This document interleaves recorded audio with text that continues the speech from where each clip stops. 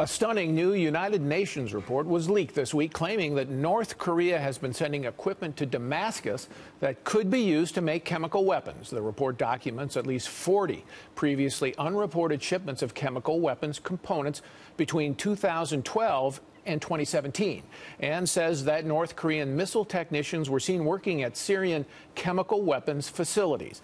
The allegations, just the latest in a string of troubling developments as Syria's 7-year-old civil war threatens to engulf the region. Earlier, I spoke to South Carolina Senator Lindsey Graham, who just returned from a trip to the Israel-Syria border. You just got back from the Middle East. We want to talk about that. But first, I want to talk to you about the news, get your reaction to the news from the UN, that the UN has found that North Korea supplied material and experts for Syria to build chemical weapons plants, going back many years, but as recently as the last 2. What do you make of that? Well, if the UN found it, it was pretty obvious.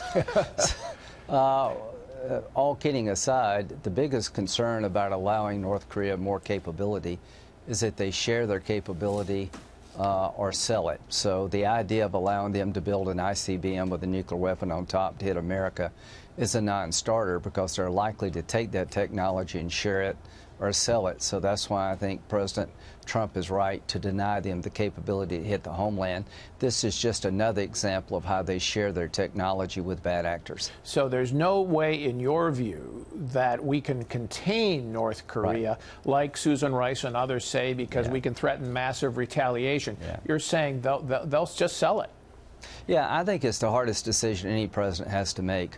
There's no place to kick the can now. We've run out of options pretty much in North Korea.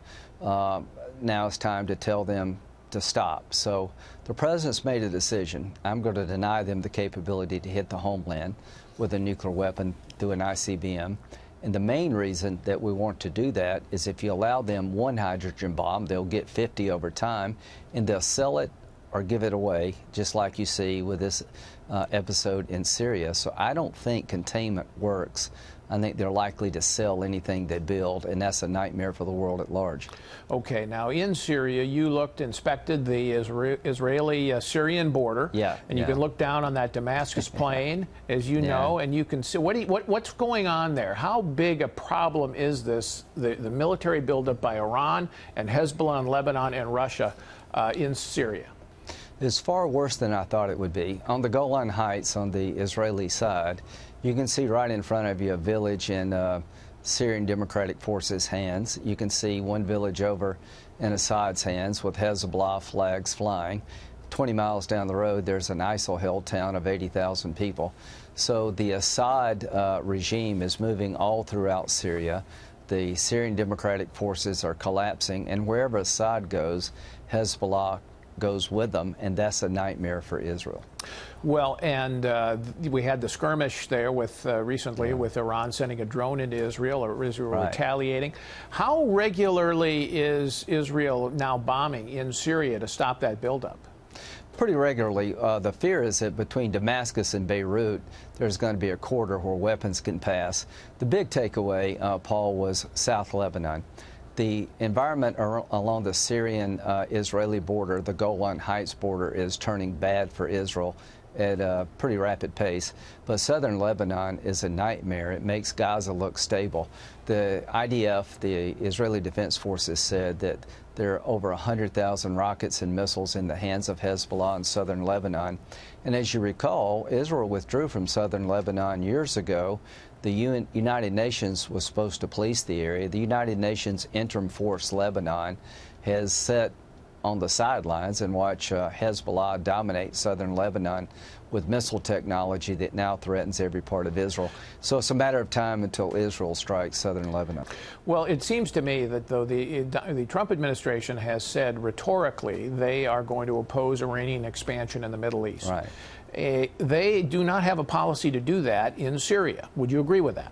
Well, yes. General Votel, who's the CENTCOM commander in charge of Syria, Afghanistan, and Iraq, said this Tuesday: "Make no mistake, while we continue to confront this scourge of terrorism Iran's malign activities across the region pose the long-term threat to stability in this part of the world. And he said the following: countering Iran is not one of the coalition missions in Syria. So I see no strategy to deal with the Russian-Iranian connection that is dominating Syria. Syrian democratic forces are falling. Iran now is de facto control of Damascus, and that will throw the entire region into further chaos. I assume you're going to deliver that message to the White House one of these days here coming up. Yeah, I talked to General Mattis today about it. I'm writing an op-ed piece, hopefully in the Wall Street Journal, but I'm going to meet with General McMaster and tell him that 7 United States senators, 4 Democrats and 3 Republicans, believe that Israel is in a no-win situation.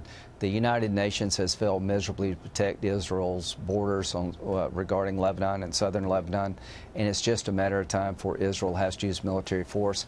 And the message is you need to come up with a policy not just to destroy ISIL, but to counter Iran. You know, Obama withdrew from Iraq. He took a pass on taking Assad on when he was weak. The vacuum was filled by Russia, Iran, Hezbollah, and we have no plan to push back. All right. One other quick subject. If the President of the United States fires his Attorney General, Jeff Sessions, is the Senate going to confirm a new Attorney General this year? I don't know if I'd vote for anybody dumb enough to take the job. so here's the deal. Jeff Sessions doing a good job. This criticism against Jeff about appointing somebody to look at the DOJ, FBI problems with FISA is unwarranted because Jeff rightly recused himself. But I agree with the President in this regard. We need a special counsel to look at the FISA abuses here.